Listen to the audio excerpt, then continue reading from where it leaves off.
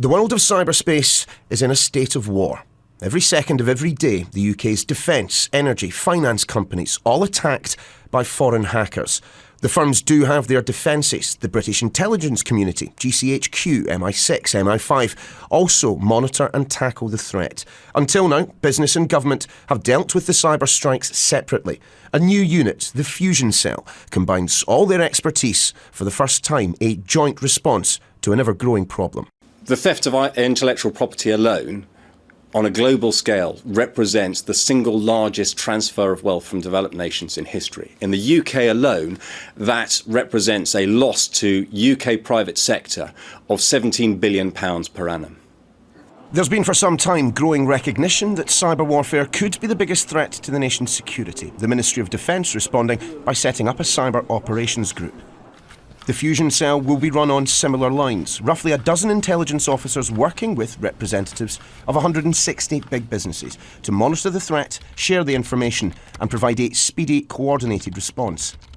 This nondescript building in Shanghai is said to be home to Unit 61398, China's team of hackers linked to a series of cyber strikes in numerous countries.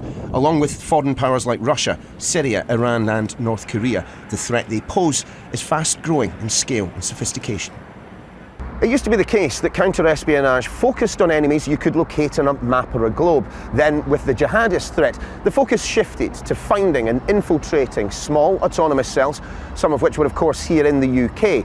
But cyber warfare, the ability to attack businesses anywhere, from anywhere, has prompted yet another rethink and the sharing of information that previously businesses and the intelligence community might have preferred to keep to themselves.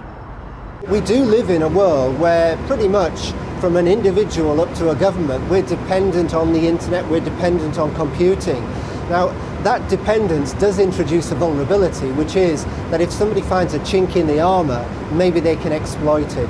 And clearly that's what's toppermost in the government's mind, is that actually it's not just about defending government systems, but actually other people have a connection that is also worth defending. The hackers change their tactics as quickly as they are countered. Ultimately, the only way to ensure you don't fall foul of cyber attack is to switch off your computer permanently. Neil Patterson, Sky News.